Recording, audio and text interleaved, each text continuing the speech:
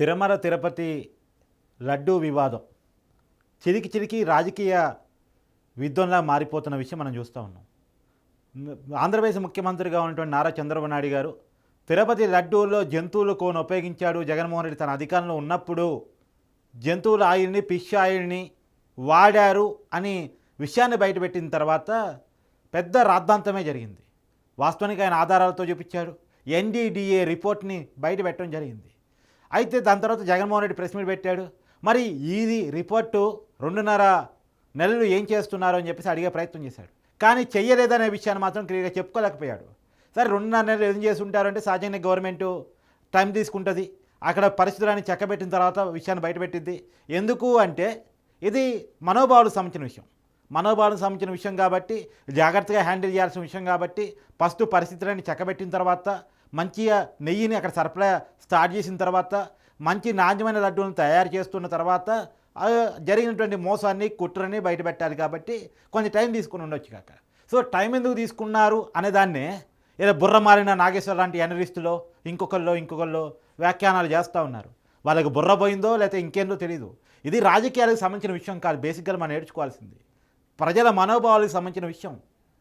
ప్రజలు అక్కడ వాస్తవం మీకు ఒక క్లియర్ విషయం చెప్తామనండి. తిరుపతి లడ్డూ కొన్న టేస్టు ప్రపంచంలో ఇంకే లడ్డూకి ఉండదు. ఎందుకు అంటే స్వయంగా శ్రీవారి సన్నిధిలో తయారు చేస్తారు. స్వయంగా శ్రీవారు తన కళ్ళతో ఆ లడ్డూని చూస్తారు. ఆ కళ్ళ నుంచి వచ్చే శక్తి ఆ లడ్డూ మీద పడుతుంది. స్వయంగా ప్రతి లడ్డూని టేస్ట్ చేస్తారు. లేదా ప్రసాదాలన్నింటినీ కూడా, ఒక లడ్డూని మాత్రమే కాదు, ప్రసాదాలన్నింటినీ కూడా టేస్ట్ చేస్తారు. అందుకని అక్కడ లడ్డూ తయారీలో పాల్గొనే వాళ్ళు కూడా చాలా నిష్టగా లడ్డూని తయారు చేస్తారు. కానీ అలాంటి చోట కల్తీకి అవకాశం కల్పించడం అనేటువంటిది కేవలం జగన్మోహన్ రెడ్డి గారికి మాత్రమే సాధ్యమైంది అనుకోవాలి. మీకు ఒక చిన్న ఉదాహరణ చెప్తా. 1857లో భారతదేశ స్వతంత్రోద్యమం స్టార్ట్ అయింది. 1947లో స్వతంత్రం వచ్చింది. 1857లో భారత స్వతంత్రోద్యమం స్టార్ట్ అయింది. స్వతంత్రోద్యమం ఎలా స్టార్ట్ అయింది? భారతదేశాన్ని పరాయి దేశస్తులు వచ్చి పరిపాలిస్తున్నారు, వాళ్ళ నుంచి మనం విముక్తి పొందాలని దానికోసం స్టార్ట్ కాలే. అప్పుడు బ్రిటిషర్సు ఏదైతే ఫిరంగులు, సాయుధ ఫిరంగులు ఉన్నాయో వాటిని సిపాయిలకు అందజేస్తూ వాటిల్లో గొడ్డు కొవ్వుని, గొడ్డు మాంసాన్ని, తర్వాత పంది కొవ్వుని కలిపి దాంట్లో ఇంజెస్ట్ చేయటం, దాన్ని ఆహార పదార్థాల్లో ఉంచటం, ఫిరంగుల్లో కూడా ఉంచి అవి నోటితో పీకి యుద్ధం చేయాలని చెప్పడంతో ఇది మేము నోటితో పీకం, వీటిల్లో ఎద్దు కొవ్వును వాడుతున్నారు, ఆ బీపీకి మేము వ్యతిరేకం, పందికి మేము వ్యతిరేకం అని హిందువులు, ముస్లింలు తిరగబడ్డ తర్వాత ఆ తిరుగుబాటులో నుంచి మంగళ పాండే తిరుగుబాటుతోటి స్వతంత్రోద్యమం స్టార్ట్ అయింది. అంటే మనోభావాలని బ్రిటిష్ వాళ్ళు హత్య చేయటం వల్ల భారత స్వతంత్రోద్యమం స్టార్ట్ అయింది తప్ప దేశం కోసం ఫస్ట్ స్టార్ట్ కాలే. తర్వాత దేశం కోసం మారింది. ఫస్ట్ మనోభావాలను హత్య చేస్తే యుద్ధం స్టార్ట్ అయింది. ఇవాళ అలాంటి యుద్ధం ప్రజల్లో స్టార్ట్ కాబోతుంది జగన్మోహన్ రెడ్డికి వ్యతిరేకంగా. మళ్ళా అలాంటి సాహసం నిజంగా బ్రిటిష్ వాళ్ళు ఆ రోజు ఆ పని చేసిన తర్వాత మళ్ళా అలాంటి దేవుడి దగ్గర, ప్రజల మతాల దగ్గర, ప్రజల మనోభావాల దగ్గర ఇలాంటి సాహసం ఎవడూ చేయలేదు. మళ్ళా బ్రిటిష్ ఆలోచన ఉన్న, బ్రిటిష్ పాలకుడి ఆలోచనలు ఉన్న జగన్మోహన్ రెడ్డి చేశాడు.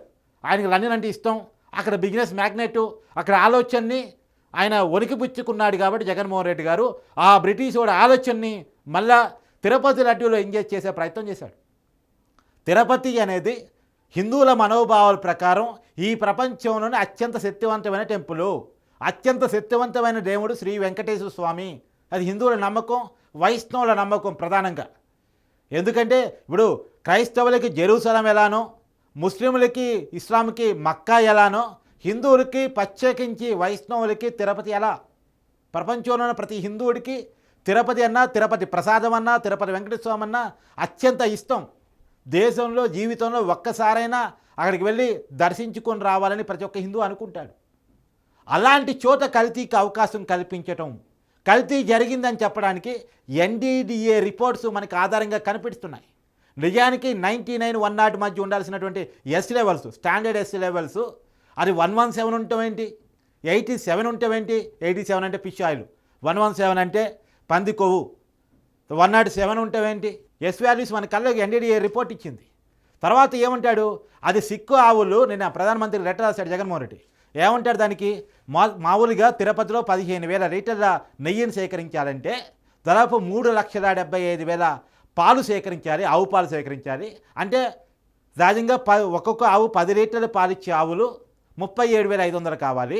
ఆ 37,500 ఆవులు సిక్కయినవి. ఆ సిక్కైన ఆవుల నుంచి పాలు సేకరించడం వల్ల, దాంట్లో నుంచి నెయ్యిని తీయటం వల్ల ఆ నెయ్యి క్వాలిటీ తప్పుగా వచ్చింది రిపోర్టు అని చెప్తున్నారు. 37,500 ఆవులు ఒక్కసారిగా సిక్కయినాయి అంట. ఏది ఎండిగడ్డి పెట్టడం, దాన పెట్టడంలో కంపెనీల వైఫల్యం, రైతుల వైఫల్యం కారణంగా. అసలు బేసిక్గా ఒక్క క్వశ్చన్ జగన్మోహన్ రెడ్డి గారు ఆన్సర్ చేయట్లేదు. ఇప్పుడు నందిని అనేటువంటి రైతుల ఫెడరేషన్ నుంచి వచ్చేటువంటి ఆవు నెయ్యిని కాకుండా, అత్యంత క్వాలిటీ ఆవు నెయ్యిని కాకుండా ఏఆర్ కంపెనీకో లేదా ఇంకో కంపెనీకో, ఉత్తరప్రదేశ్ సంబంధించిన కంపెనీకో ఎందుకు అప్పు చెప్పావు? అసలు అక్కడ ఆవులే తక్కువ కదా, బర్రెలు ఎక్కువ కదా, వారు సప్లై చేయలేరు కదా. సప్లై చేయలేని కంపెనీకి టెండర్ ఎందుకు అప్పు చెప్పారు? ఫస్ట్ బేసిక్గా జగన్మోహన్ రెడ్డి గారు ఆన్సర్ చేయాలి. రెండో విషయం జగన్మోహన్ రెడ్డి గారు ఆన్సర్ చేయాల్సింది ఏంటంటే, సహజంగా 2019లో జగన్మోహన్ రెడ్డి గారు ఆర్డర్ అధికారంలోకి వచ్చిన తర్వాత 2020లో ఈ టెండర్ ప్రాసెసింగ్ నడిచింది. 2020లో నడిచిన టెండర్ ప్రాసెసింగ్లో సహజంగా టెండర్లో కొన్ని నిబంధనలు ఉంటాయి. టెండర్ వేసే కంపెనీలకి 250 కోట్ల టర్నోవర్ సామర్థ్యం ఉండాలి అని ఒక నిబంధన ఉంటే దాన్ని 150 కోట్లకు కుదించాడు. 4,000 లీటర్ల ఆవు పాలను సేకరించగలిగే సామర్థ్యం కంపెనీకి ఉండాలంటే ఆ నిబంధన పూర్తిగా ఎత్తేసాడు. తర్వాత మార్కెట్ వాల్యూ కంటే 8 రెట్లు కెపాసిటీ ఉన్న కంపెనీ కావాలంటే దా నిబంధన ఎత్తేసాడు. ఈ నిబంధనలను ఎత్తేసి ఎవరి కోసం, ఏ కుట్రతోటి నువ్వు ఏఆర్ కంపెనీకో, ఉత్తరప్రదేశ్ సంబంధించిన కంపెనీకో నువ్వు అప్పచెప్పావు టెండర్ ప్రాసెస్ని? నీ మనసులో దుర్బుద్ధి పెట్టుకొని, నీ ఆలోచనలో, నీ ఆచరణలో దొంగతనాన్ని పెట్టుకొని మళ్ళీ ఎందుకు బుకాయిస్తావు జగన్మోహన్ రెడ్డి? ఇంకో విషయం కూడా అడుగుతున్నా. ఇప్పుడు ధర్మారెడ్డి అనే వ్యక్తి టీటీడీ ఈఓగా నువ్వు పెట్టావు. సహజంగా టీటీడీ ఈఓకి ఎవరిని పెడతారు? ఒక ఐఏఎస్ అధికారం పెడతారు. ధర్మారెడ్డి ఐఏఎస్ ఆఫీసర్ కాదు. నువ్వు ధర్మారెడ్డిని ఎందుకు పెట్టావు టీటీడీ ఈఓగా? ఒకటి, టెండర్ ప్రాసెస్లో నిబంధనలు ఎందుకు ఎత్తేసావు? ధర్మారెడ్డిని ఐఏఎస్ గారిని కాని వ్యక్తిని టీటీడీ ఈఓగా ఎందుకు పెట్టావు? అవకాశం లేని కంపెనీకి నువ్వు ఎందుకు ఇచ్చావు? అవకాశం ఉన్నటువంటి నందిని కంపెనీని ఎందుకు తీసేసావు? అంటే అర్థం కావట్లేదు దొంగతనం. ఇంకెంత బుకాయిస్తావు? ఒక అమ్మాయిని ముంబై నుంచి హీరోయిన్ని తెప్పించి అడ్డగోలు కేసు పెట్టి ఎరాచ్ చేసి నీ మిత్రుడి కోసం ఒక అమ్మాయిని ప్రభుత్వం ఎంత ఇబ్బంది పెట్టిందో విషయాలు బయటకు వచ్చాయి. నీకు విశ్వాసం లేకపోతే లేకపోయింది, కానీ హిందువుల మనోభావాలతో ఆడుకుంటావు నువ్వు. సహజంగా మన కాడ ఉన్నటువంటి కల్చర్ ఏంటి అంటే, ఎవరు వాళ్ళ ఇష్టమైన విశ్వాసాన్ని పాటిస్తూ ఉంటారు. శ్రీకృష్ణుడు చెప్తాడు భగవద్గీతలో, అర్జునుడికి ఉపదేశం చేస్తాడు. ఏమంటాడంటే, ఎవరు ఏ దేవుని నమ్మినా ఆ మనిషిలో ఆ దేవుడి పట్ల భక్తిని కల్పించేది నేనే అంటాడు. అంటే ఎవరు ఏ దేవుని నమ్మినా ఆ దేవుని నమ్ముకోవచ్చు, ఆ మతాన్ని పాటించుకోవచ్చు, ఆ విశ్వాసాలని, ఆ సాంప్రదాయాల్ని నమ్ముకోవచ్చు. కానీ ఇంకొకరి విశ్వాసాన్ని అగౌరవపరచడం, ఇంకొకరి సాంప్రదాయాన్ని వెక్కిరించడం, అపవిత్రం చేయడం ఎవరు చేయరు. మన తెలుగు నేల మీద అలవాటు ఎవరికి లేదు. మన తెలుగు నేల మీద అనేక నాస్తిక ఉద్యమాలు కూడా జరిగాయి. అంటే దేవుడు లేడు, మతం లేదు అనే ఉద్యమాలు కూడా జరిగాయి. కానీ వాళ్ళు కూడా మత ఆచారాలని, విశ్వాసాలని కించపరచలేదు. పెద్ద ద్రవిడోద్యమం జరిగింది మన దగ్గర. కానీ వాళ్ళు కూడా మత విశ్వాస ఆచారాన్ని, దురాచారాన్ని వెక్కిరించారు, వద్దన్నారు. కానీ విశ్వాసాలని, పద్ధతులని, సాంప్రదాయాన్ని క్వశ్చన్ చేయలేదు, వాటిని వెక్కిరించలేదు, వాటిని అవమానపరచలేదు, వాటిని అప్రెస్ చేయలేదు. కానీ మైండ్లో బ్రిటిష్ వాడి మైండ్ పెట్టుకున్నటువంటి జగన్మోహన్ రెడ్డి ఇవాళ ఈ పని చేశాడు. క్లియర్గా ఆధారాలతో అడ్డంగా దొరికిపోయిన తర్వాత ఇప్పుడు ఉత్తరప్రదేశ్ సంబంధించిన కంపెనీ వెబ్సైట్లో ఒకసారి మీరు ఎవరు చెక్ చేసుకోండి. ఇప్పుడు దాన్ని బ్లాక్ చేసి పడేశారు. వాళ్ళు ఎవరు? Milk products and meet supplier, production, processing, procurement చేయగలిగిన వ్యక్తి. మీట్ అంటే ఏంటి? మాంసం కదా. మరి మాంసాన్ని సప్లై చేసేవాడు, ప్రొక్యూర్మెంట్ చేసేవాడితోటి తిరుపతి దేవస్థానం మీదకి ఎలా రానిచ్చావు? వాడి కంపెనీ ఆయిల్ ట్యాంకర్స్ ఎలా వచ్చాయి? పైగా ఏమంటాడు, ప్రతి ట్యాంకరు చెక్ చేసుకొని తర్వాతే సర్టిఫికేషన్ తీసుకున్న తర్వాత పైకి వస్తాయి అని చెప్తాడు. అసలు తిరుపతిలో, తిరుమల కొండ మీద లేదా కింద తిరుపతిలో కానీ కల్తీ ఆయిల్ని చెక్ చేసేటువంటి కెపాసిటీ ఉన్న ల్యాబ్లు ఉన్నాయా? ఏం చూస్తారు అక్కడ?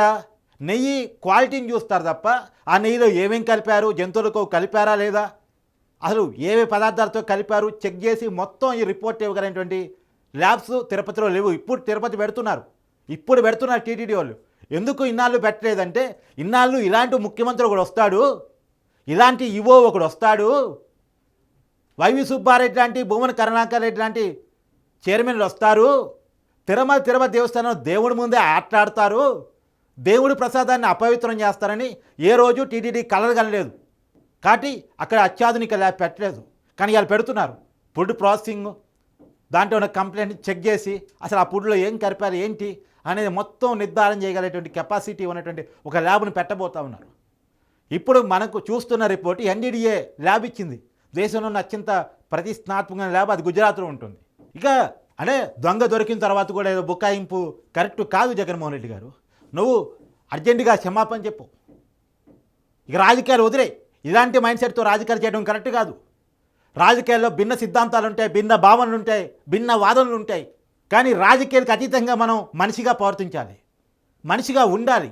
ఇలాంటి మనిషిగా ఉండలేనటువంటి భావాజాలం ఉన్నటువంటి జగన్మోహన్ రెడ్డి గారు మీరు రాజకీయాలు బంద్ చేస్తే మంచిది, రాజకీయాలు పులుస్తా పెడితే మంచిది. వైసీపీని విలువలున్న ఇంకెవరన్నా నడుపుకుంటారు. మీరు తప్పుకుంటే అమ్మ మీద కుట్ర చేసావు, చెల్లి మీద కుట్ర చేసావు, బాబాయ్ మీద కుట్ర చేసావు, అమ్మాయిల మీద కుట్ర చేసావు, చివరికి దేవుడి మీద కూడా కుట్ర చేసావా? కుట్రకి పద్ధతి పాడు లేదా? అవినీతి చేసావు, నీ మీద అవినీతి కేసులు ఉన్నాయి. లూటీ చేసావు, నీ మీద లూటీ కేసులు ఉన్నాయి. హత్యలు చేసావు, నీ మీద హత్య కేసులు ఉన్నాయి. ఇంకా ఇదా? ఇది కరెక్ట్ కాదు జగన్మోహన్ రెడ్డి గారు. మీ ఆలోచన తీరు మార్చుకోవాలి. ఇప్పుడు నిజానికి ప్రజలు నమ్ముతుంది ఏంటంటే, ప్రజల నమ్మకం నుంచి నేను చెప్తున్న మాట ఏంటంటే, ఇలా చేయటం వల్ల జగన్మోహన్ రెడ్డికి 11 సీట్లు పడిపోయాడు. ఎందుకంటే వాళ్ళు కూడా ఊహించలేదు కదా 11 సీట్లు వస్తాయని. 151 సీట్ల నుంచి 11 సీట్లు పడిపోయాడు అనేటువంటిది. ఇది మాత్రం ప్రజలు బలంగా నమ్ముతున్న విషయం. చూద్దాం.